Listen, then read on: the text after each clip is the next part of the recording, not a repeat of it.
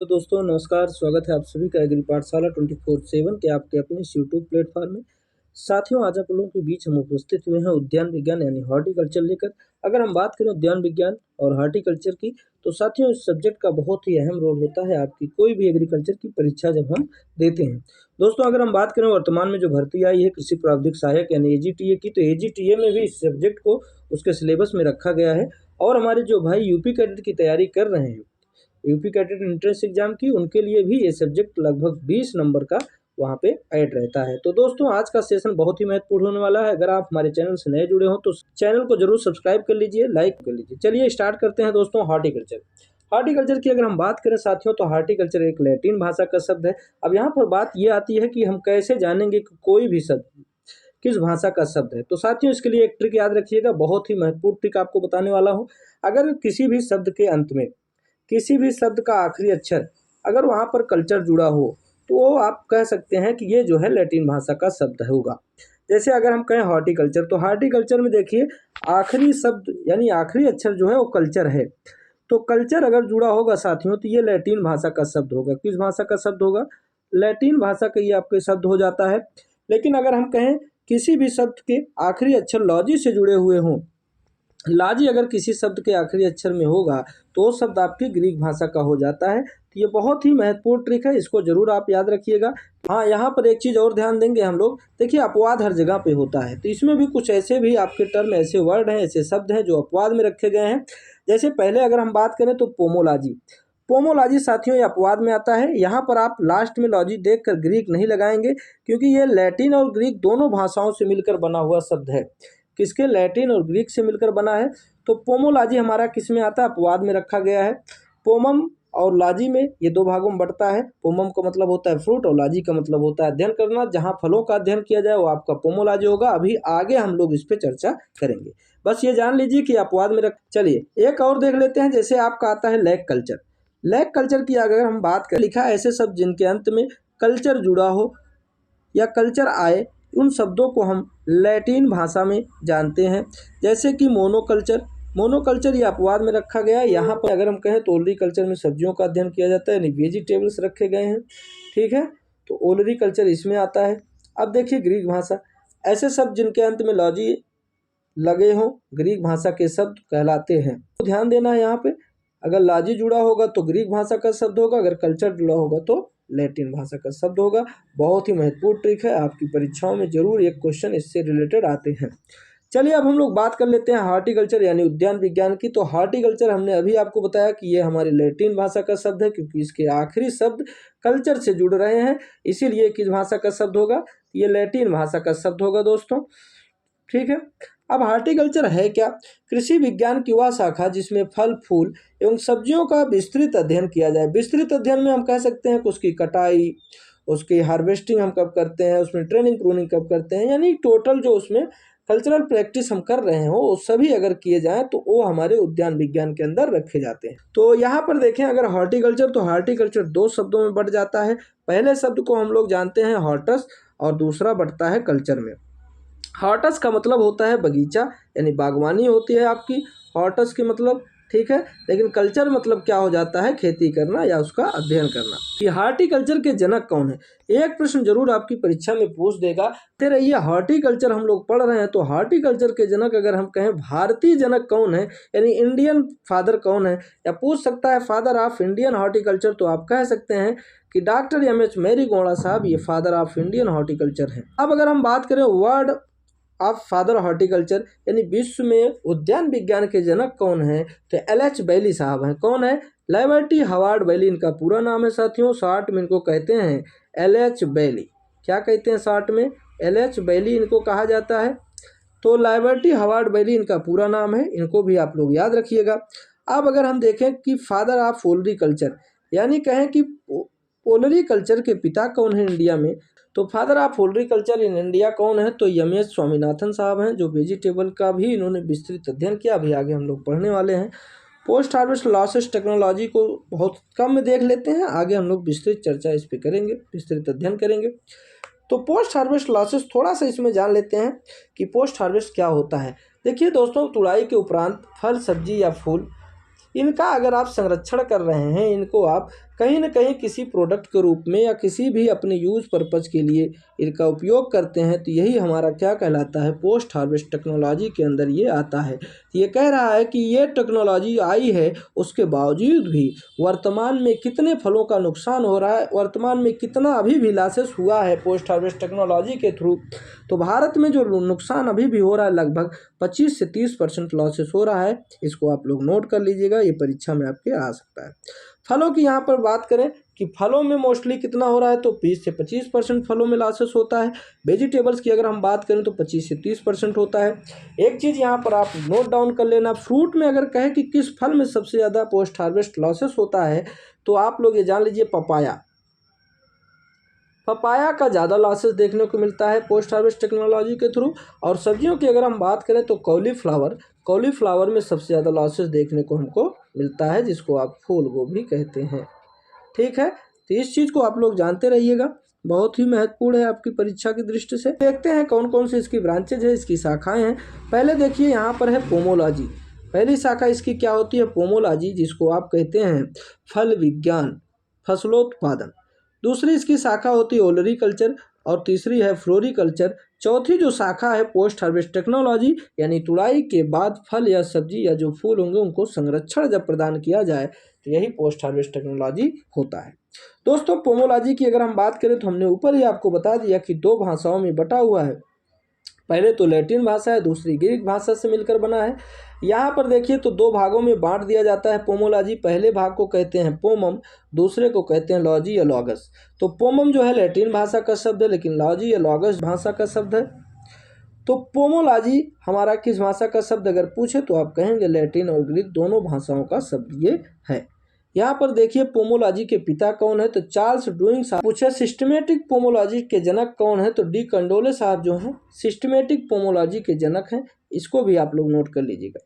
ठीक है, ओलरीकल्चर का हमने आपको बता दिया था, फिर जान लीजिए ओलरीकल्चर एलिजिबिलिटी। पोस्ट हार्वेस्ट के फादर निकोलस एपर्ट साहब हैं। 1882 में इन्होंने पहली क्रांति लाई थी इसके रिलेटेड। अभी इस पर हम लोग डिस्कस करेंगे जब पोस्ट हार्वेस्ट टेक्नोलॉजी पढ़ेंगे। चलिए, फलों का वर्गीकरण हम लोग देख लेते हैं, बहुत ही महत्वपूर्ण है।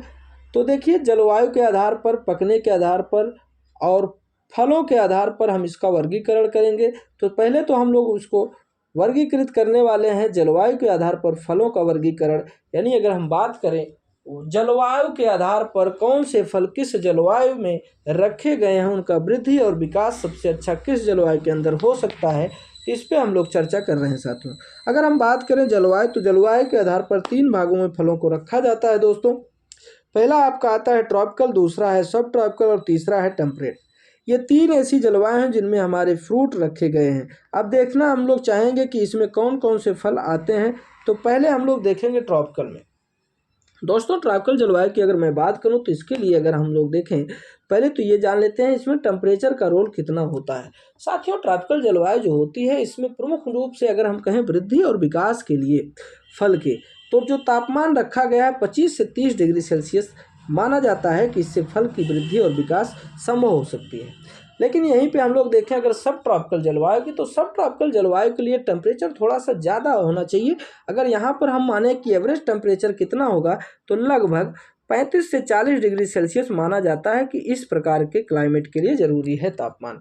और इसके लिए हमने कहा आपसे 25 से 30 डिग्री सेल्सियस एक एवरेज टेम्परेचर है साथियों। यहाँ पर हम लोग अगर टेम्परेट की बात करें तो टेम्परेट में होता है 4 से 15 डिग्री सेल्सियस टेम्परेचर माना जाता है टेम्परेट जलवायु के लिए। तो ये तो एक टेम्परेचर का रेशियो था।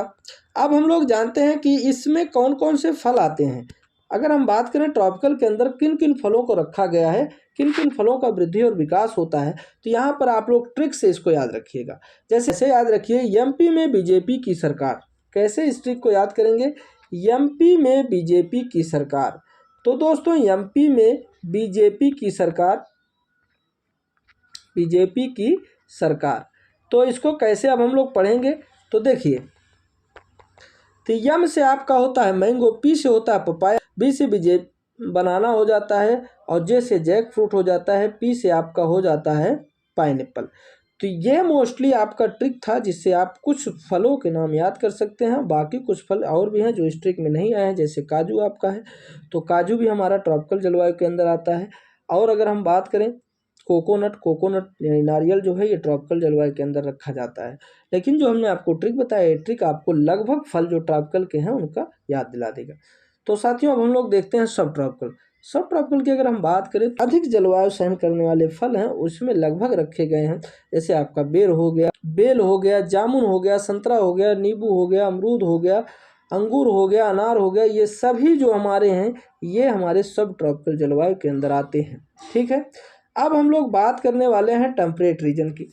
तो टेम्परेट रीजन के जो फ्रूट्स हैं साथियों, इसमें देखिए आपके सभी टेम्परेट फ्रूट आएंगे, यानी शीतोष्ण जलवायु की ये बात कर रहा है। तो ठंडे प्रदेश में जो भी फल उगते होंगे वो सभी इसमें आएंगे। यहाँ पर देखिए जैसे बादाम हो गया, स्ट्रॉबेरी और इंडियन स्ट्रॉबेरी, सेब, एप्पल, पियर, पीच, प्लम, ये सभी आपके किस में आते हैं, ये सभी टेम्परेट में आते हैं। लोकाट जो हमारा है, लोकाट एक्चुअली ये सब ट्रॉपिकल के अंदर आता है। ये बाय मिस्टेक हो गया है, इसको नोट कर लीजिएगा सब ट्रॉपिकल में। तो लोकाट हमारा किस में आता है, सब ट्रॉपिकल नेचर में आता है। टेम्परेट के अंदर इसमें वृद्धि और विकास नहीं हो सकती है। तो ये तो थे हमारे जलवायु के आधार पर फलों का वर्गीकरण दोस्तों। ठीक है, अब देखिए हम लोग याद करने वाले हैं पकने के आधार पर फलों का वर्गीकरण। पकने के आधार पर फलों का जो वर्गीकरण किया गया है, दो भागों में किया गया। पहला है क्लाइमेट्रिक और दूसरा होता है नॉन क्लाइमेट्रिक।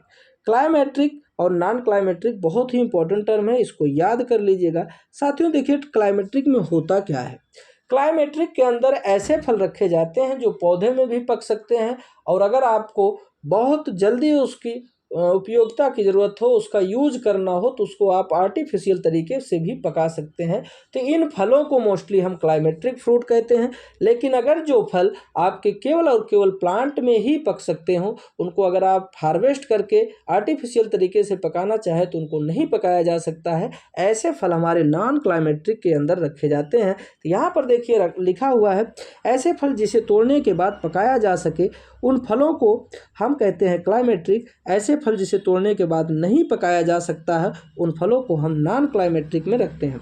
अब इसके अंदर कौन कौन से फल आते हैं, तो इसमें आप लोग याद रखिएगा।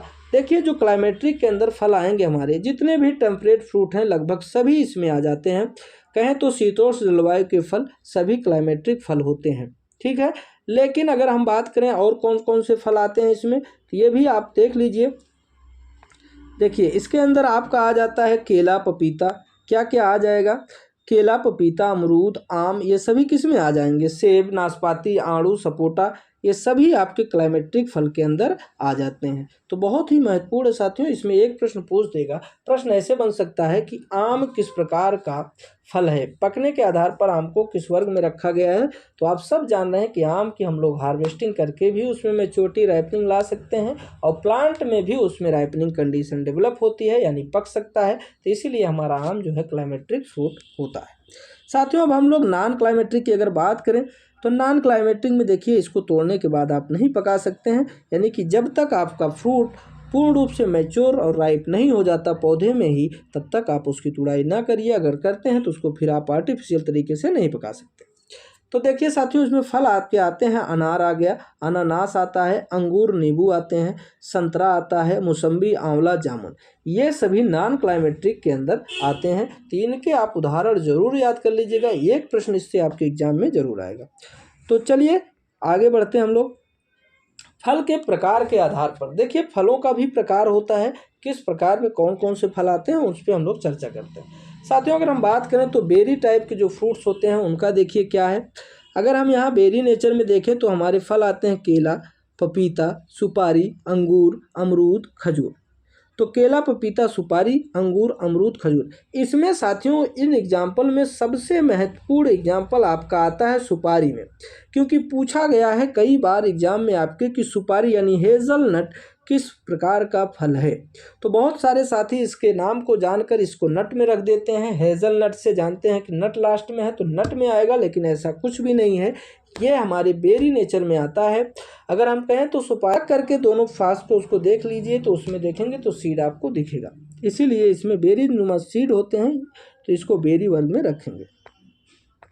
अब देखिए साथियों ड्रूप आर अस्टिल, ड्रूप आर अस्टिल आप सब जान रहे हैं गुठली वर्ग में, यानी जिसमें बीज होगा, अस्टिल फल वही कहलाएगा, ड्रूप कहलाएगा। इसको एक नाम से और जाना जाता है स्टोन, ड्रूप को ही क्या कहते हैं, स्टोन कहते हैं साथियों। तो ये भी याद रखिएगा, अगर ड्रूप ना दे स्टोन दे तो भी आपका अस्टिल फल ही होगा। तो इसके अंदर आपके कौन कौन से फ्रूट आते हैं इसको देख लीजिए। तो देखिए अस्टिल या ड्रूप के अंदर आम आता है, जामुन आता है, नारियल आता है, कॉफ़ी आता है, बेर आता है। इसी के अंदर साथियों पीच और प्लम भी आते हैं, इसको भी आप लोग याद रखिएगा। पीच और प्लम ये हमारे किसके अंदर आते हैं? तो ये भी हमारे ड्रूप और अस्टिल के अंदर आते हैं, पीच और प्लम, जबकि ये टेम्परेट रीजन के फ्रूट हैं। ठीक है, तो ये बहुत महत्वपूर्ण हो जाता है आपका एग्जाम्पल पीच और प्लम का। तो चलिए हम लोग बालास्टा में देखते हैं। तो बालास्टा के अंदर साथियों अनार आपका आता है।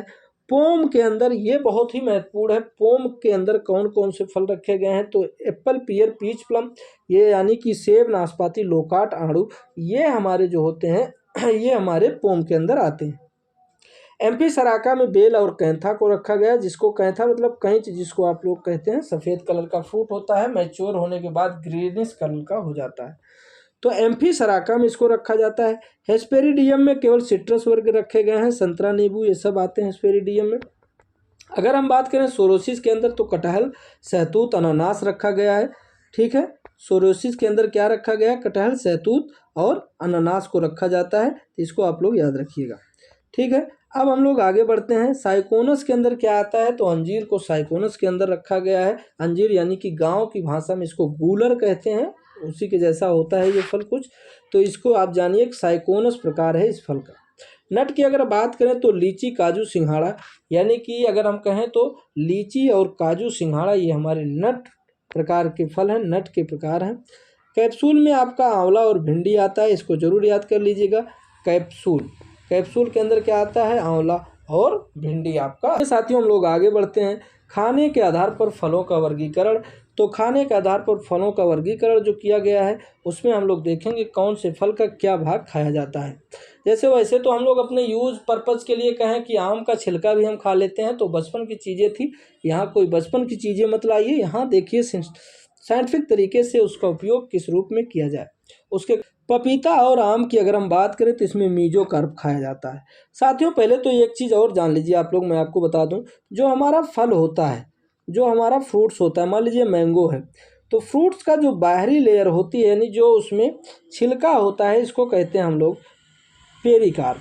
क्या कहते हैं? पेरिकार्प कहते हैं।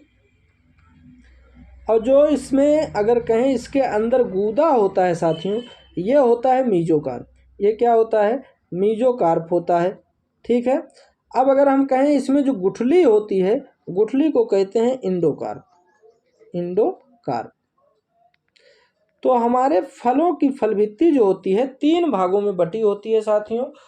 तो पहले भाग को कहें बाह्य फलभित्ति, दूसरे को कहेंगे मध्य फलभित्ति, और जो अंतिम होता है इंडोकार्प उसको हम कहते हैं अंतः फलभित्ति। तो फलभित्ति कितने भागों में बटी होती है फलों की? तो 3 भागों में बढ़ती है, बाह्य फलभित्ति, मध्य फलभित्ति और अंतः फलभित्ति।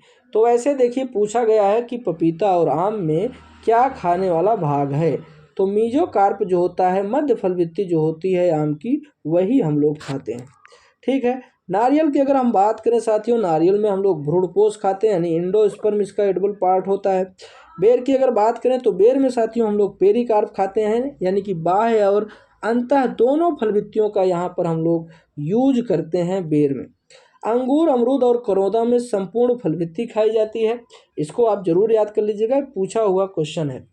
केले की अगर बात करें तो इसमें अंतः और मध्य फलभित्ति खाई जाती है। नींबू, संतरा, मौसम्बी में जूसी हेयर। लीची में साथियों मांसल एरिल, जो ऊपर की एरिल होती है उसको हम लोग खाते हैं, उसके साथ में नीचे का जो मांसल भाग होता है उसको भी हम लोग खाते हैं। कटहल में परिदल पुंज खाया जाता है, सहतूत में मांसल फल खाए जाते हैं। तो ये तो था एडिबल पार्ट के आधार पर फलों का वर्गीकरण। अनार में देखिए बीज चोल हम लोग खाते हैं, अनार में क्या खाया जाता है? बीज चोल। बादाम, काजू, सिंघाड़ा में बीज पत्र ही खाते हैं। बादाम में आप लोग क्या खाते हैं? बीज पत्र खाते हैं कि नहीं खाते हैं? बिल्कुल खाते हैं। जामुन की पेरिकार्प खाई जाती है, ये महत्वपूर्ण क्वेश्चन है। जामुन में क्या खाया जाता है? तो जामुन का हम लोग पेरिकार्प खाते हैं, यानी बाह्य फलभित्ति इसकी खाते हैं। सेब, नाशपाती, लोकाट में पुष्पासन या थैलेमस, एडिबल पार्ट के भी आधार पर और वैसे अगर कहें फल के विकास के आधार पर, तो सेब जो होता है और नाशपाती जो होती है हमारी, ये फॉल्स फ्रूट होते हैं। क्या होते हैं? ये फॉल्स फ्रूट होते हैं, यानी कि असत्य फल होते हैं। किसमें होते हैं?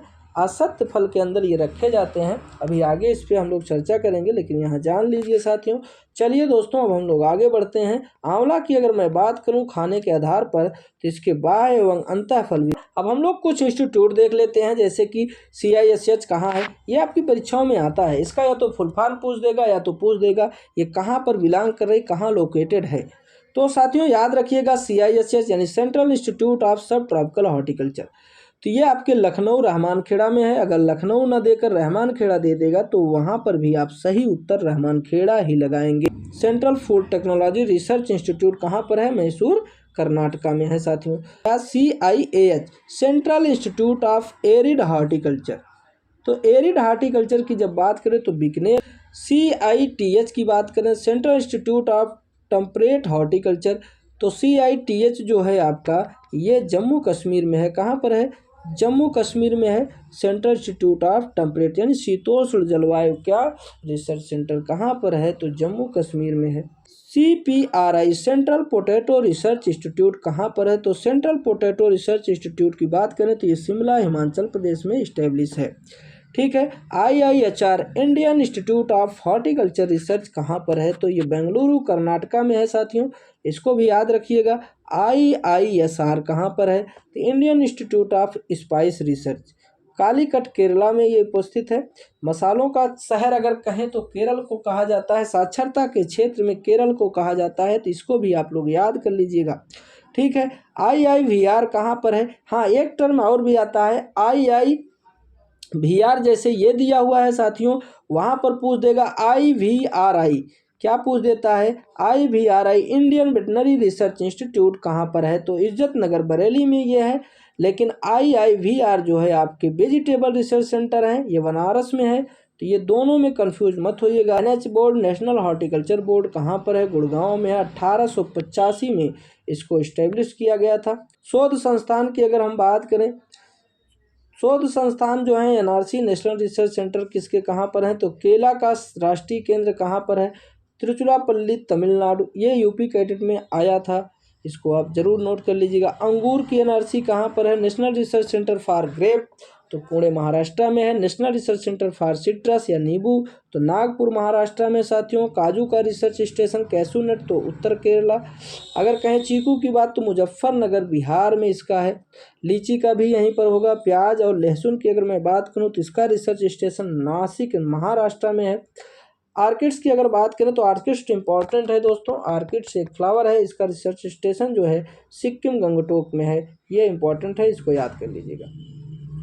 अब देखिए national research centre for seed spices Ajmer Rajasthan में है। CMAP कहाँ है और NIMAP कहाँ है, तो CMAP की फुल फॉर्म की अगर मैं बात करूँ तो central institute of medicinal aromatic plant, ये आपके लखनऊ में स्थित है। CMAP आपका लखनऊ में स्थित है। NIMAP जो है आनंद गुजरात में है, national institute of medicinal and aromatic plant. जब नेशनल की बात करेगा तो आनंद गुजरात हो जाएगा, लेकिन जब सेंट्रल की बात करेगा तो लखनऊ हो जाएगा। ये चीज़ें आप लोग याद कर लीजिएगा, इससे एक प्रश्न आपकी परीक्षा में जरूर। दोस्तों वीडियो कैसा लगा कमेंट बॉक्स में बताइएगा। आज के लिए यहीं तक, आप लोग का बहुत बहुत धन्यवाद। All the best, love you.